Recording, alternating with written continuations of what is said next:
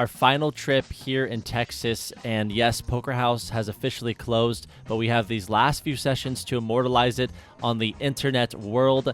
And let's start off with pocket queens. On the 1-2 tables, we're in for $500. There's 3 limpers, we're in the small blind, and we decided to raise up to $35, and just the big blind calls. We're going heads up with around $80 in the middle.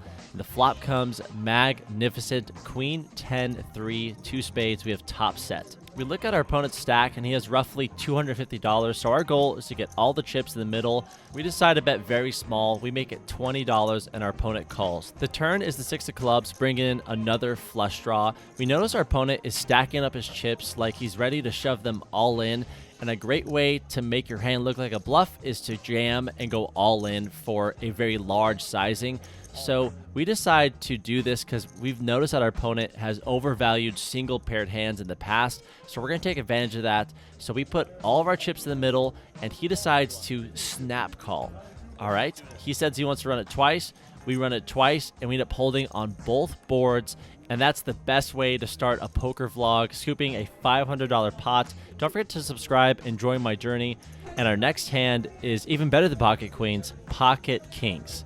We're in late position, and we decide to raise it up to $15. The button and the big blind decide to call. With $45 in the middle, the flop comes 7-4-3 rainbow. The big blind checks, and it's on me. I think we should be betting here, especially with an overpair. We make it $20, and the button raises to $75. It's back to the big blind. He lets his cards go, and now it's our turn. Our immediate feeling is folding due to the player profile, but it seems as though he's a thinking player, a GTO player, someone who plays a lot of poker, and he knows a board like this can favor his range, and I don't think we can fold just yet. So we decide to put in the call.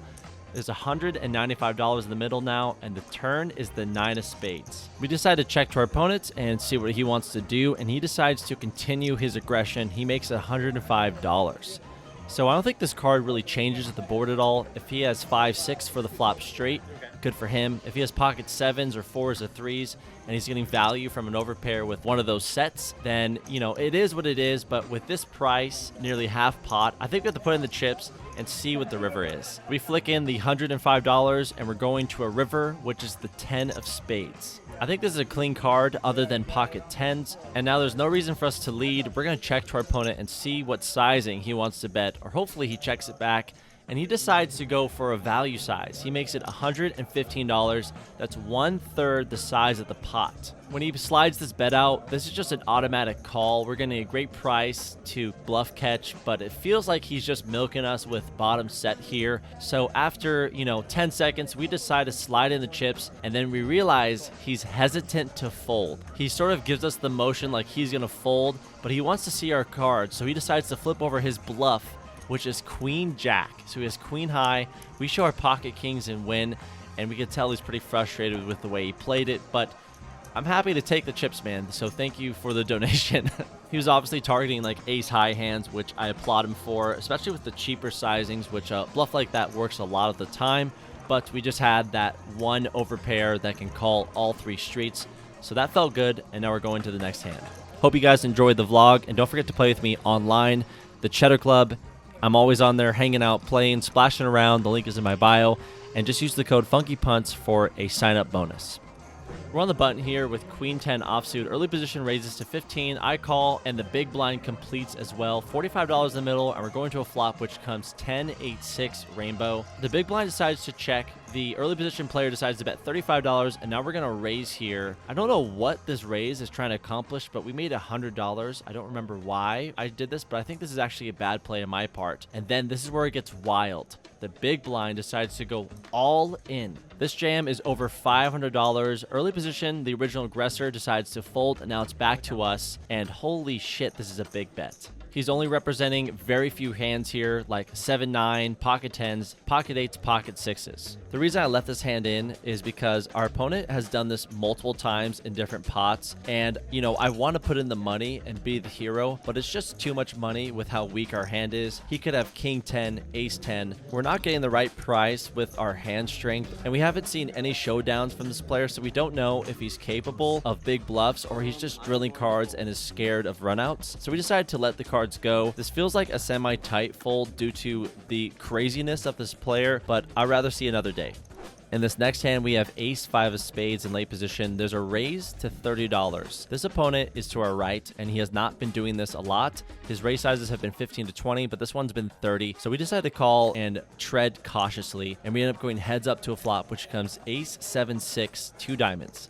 He decides to bet $55 on this flop, which is very large. And we decided to put in the call here. We can't really fold right now, especially with the backdoor straight draw. There's $170 going to a turn, which is the 10 of clubs. He decides to continue on this card. He makes it $125, and we go into the tank. He's really representing pocket aces, ace king, and ace 10 right now. And I think for how big he's betting, we should be finding the fold here a lot of the time, but we decided to be sticky. That's definitely one of our biggest exploits as a player, so don't take advantage of me if we play together. We put in the call, and now we're going to a river, which is the 10 of spades. So there's $420 in the middle, and he decides to down bet now to $175. This is half pot. And now we're asking ourselves, can we raise here as a bluff? Because I don't think if we call, we're going to win. And the only hands we do beat are pocket kings, queens, and jacks, and I don't know if he would be playing them in this fashion, but I know bluffs are normally in the spectrum of larger bets to scare opponents off their hands, and man, we just got way too sticky. We thought we had a strong read on pocket kings or queens, and we decided to put in the call, and he flips over ace king. So we lose a massive pot, almost all of the money that we earned on this table, and we just gave it to the guy to our right who telegraphed his hand so honestly to us that we could have made the fold on the turn and saved a lot of money. But that's just a big part of poker that saves you money long term, is paying for hands that teach you big and expensive lessons like this one,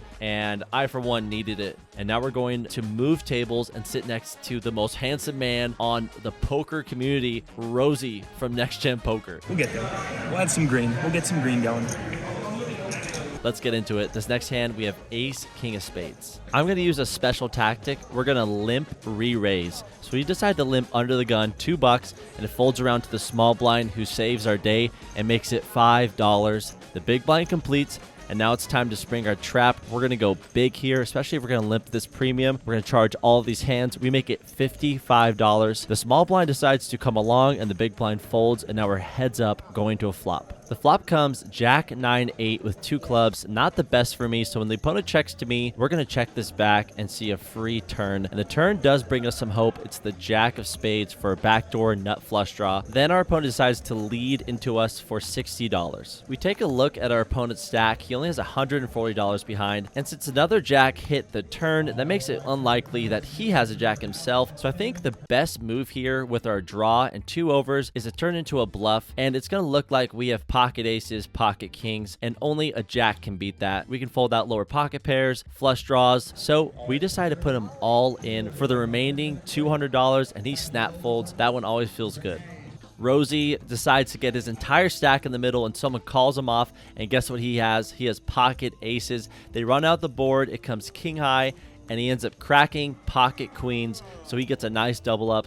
One thing I've noticed in the poker community is a lot of people will hop around, try to find the hot seat, and I get my ass in this one for the rest of the vlog, so get ready for some action. The first hand is ace 10 of hearts. There's 2 limps, and we're in the small blind. We're going to raise it a little bit bigger here, especially in Texas, to $35, and just the button decides to call. So we're going heads up to a flop, which comes jack 10 7 2 hearts. We have the nut flush draw and a pair of 10s. This is the dream here. We're going to go small since we got this board pretty locked up. We bet $20. And this is where it gets hilarious. The button decides to grab a bunch of green chips, doesn't even count them out, and just throws them into the middle of the table. And we're okay with this. When someone does this with this much confidence, it really screams strength. And with our pair plus nut flush draw, I think it's time to just put them all in, and he snap calls. Our fate was sealed when the cards hit the board, and now we're going to a run out. With over $900 in the middle, we're hoping for either a 10, an ace, or a heart, and the turn gives us the nuts, the king of hearts.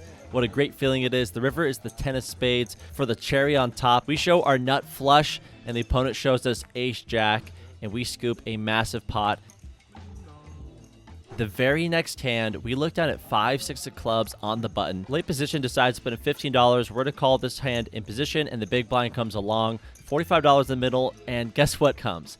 2, 3, 4 with 2 hearts. We flop the cojones. We got the nuts. What a great feeling. The big blind checks. It's on the late position player. He bets 35, and we're going to raise this with the club draw out there and get any value from an ace that's hoping to bink their 5. When we raise it to $105, the big blind folds, and the late position player calls. So now we're going heads up to a turn, which is the 3 of spades. Not the best card in the deck, but only pocket 4s, 3-4 really beat us here, so there's nothing really to worry about. This might be a great card to get max value against an overpair like pocket jacks. So our opponent checks to us, and we jam. He only has $50 left, and he calls.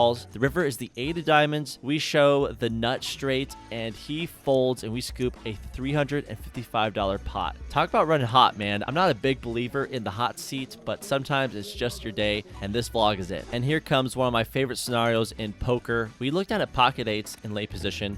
There's one limp. I raise up to $20, and we get 3 callers. So we're going multi-way to a flop, which comes 5 of hearts, 10 of clubs, 3 of spades. It goes check, check, all the way to the button, and he decides to jam all in for around $175. It folds to me, so our opponent decided to risk his entire stack, nearly $200, to win $80. So he's saying that he has either pocket 10s, pocket 5s, or pocket 3s. But on a rainbow board like this, there's not a lot of hands that beat those hands. So why would he jam against multiple players when he wants to get called? So that's my thinking. It's pretty straightforward. It's not rocket science, but I think when he does this, he sometimes will have a weak 10, but a lot of the time he might have an underpair or a pocket pair that we're beating, or sometimes he'll have some overs like ace king that's been slow played, maybe king queen, queen jack. So we decided to put on our cape, and we're going to put in the hero call here because we just don't believe the story that he's trying to tell us. So we decided to put in the chips, and now we're going to a turn with $430 in the middle. The turn is the 9 of diamonds, and the river is the deuce of clubs, and he shows us pocket 6s. We beat him with a higher pair just by a little bit, and there's nothing better than calling off a nice bluff. And I think this is where a lot of my money is earned, is finding people who want to just put it all in to look intimidating when they really don't have anything that strong. And you know what would make this even better is if we look down at pocket aces for our next hand, which we do peel. We're under the gun here, and there's a $5 straddle, which gets ultimate last action. We decided to make it $20, and we end up getting 4 callers going to a board. So $100 in the middle, and the flop comes 7, 8, 5 rainbow. I decided to c-bet this board. Multi-way, I could even check this, but we decided to c-bet, especially here in Texas, and everyone decides to call. Everybody. So there's $220 in the middle. We're going to a turn, and we're hoping for something sexy, and it's not. It's probably one of the worst cards in the deck. It's the 9 of hearts. And then the big blind decides to lead jam into every single player, including myself, holding pocket aces for $260, and we decided to let it go pretty fast. Doesn't feel good to fold, but it feels a lot better to not lose money. And the best part about this fold is that we lose the minimum. We lost $50 with pocket aces when we could have lost so much more if we decided to be sticky. So we're going to pat ourselves on the back and move on to the next hand. And this next hand, we're in the middle position with 9, 8 of hearts. I'm going to raise this to $25 with a short stack. We're going to isolate and raise to $75. This might be loose due to his stack size, but I'm okay with it, especially since he's an action player and he goes all in for $125. I think this is a good opportunity for us to call. We might have great equity against king queen, ace jack, ace 10, etc. Hands like that. So we put in the call, going to a flop, and we drill top 2 pair. But sadly, on the river, there's another 10, and he shows us king 10 offsuit. So our read was right, but we did gamble a little and lost a decent sized pot. So it's all good. I think this is just part of the poker story at the tables, is finding the best opportunities to make the most money. And this is a little bit of a gamble, but we're okay with our decision, and we're going to move on to the next one. In this next hand, we look down at ace king, big slick, or the church. If you guys want to support me and join my journey, don't forget to click that subscribe button. There's a raise to 25 from under the gun. We're under the gun plus 2. We're going to raise up to $75. It folds to the big blind. The same player who went all in pre-flop with king 10 offsuit, he calls, and the other gun player decides to call as well. We're going 3 ways to a flop, $225 in the middle. The flop comes 4, 5, 8, all clubs. We have the king clubs, which is the second nut flush.